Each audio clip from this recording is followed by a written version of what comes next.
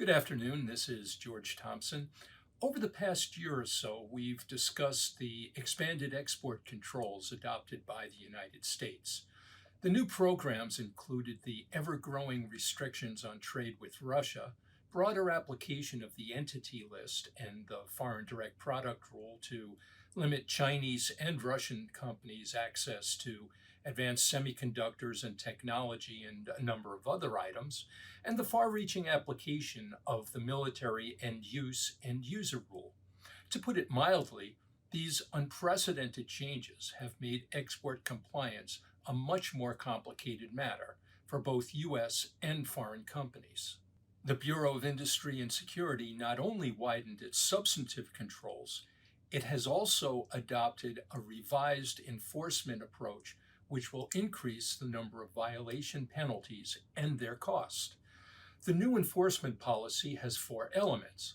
First, there will be higher penalties for violations. As you know, penalty determinations take into account enumerated aggravating and mitigating factors, so decisions are highly fact-specific. From now on, there will be more emphasis on the aggravating factors and more uniform application of them.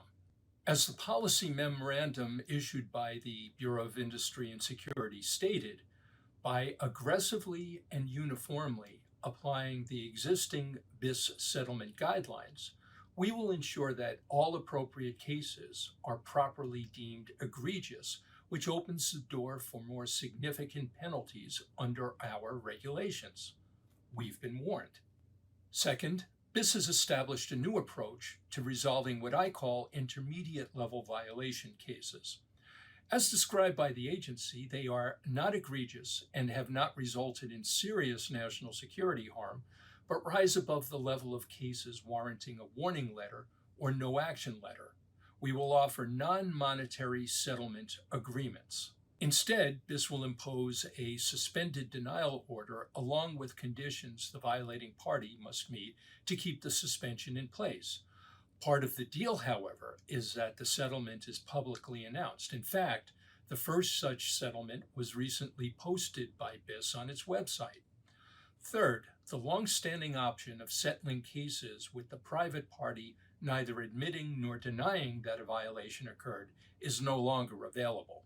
Instead, the party must agree that the alleged activity occurred, thereby effectively admitting that it violated the Export Administration regulations.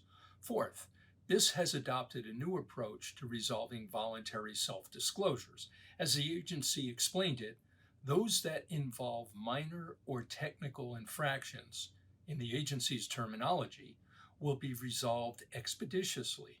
Disclosures revealing more serious concerns will now be addressed by a field agent and a BIS attorney. Additionally, when BIS does issue a charging letter to a company, it will be made public. I have a few takeaways from the new policy. First, we can expect more enforcement action with more severe penalties.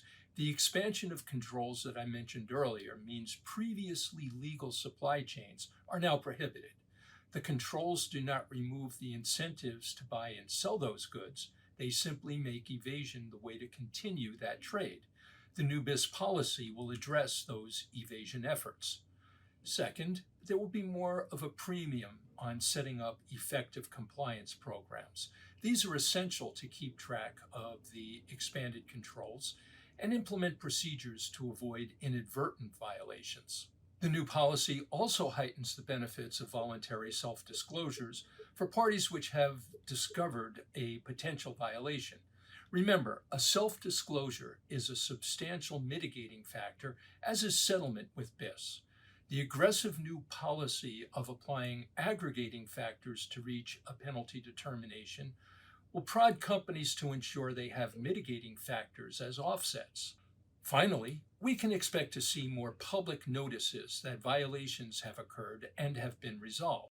The intermediate tier settlements policy ensures that, as does the expanded application of aggravating factors, cases which may have been settled quietly in the past may now be treated as more serious due to the new approach.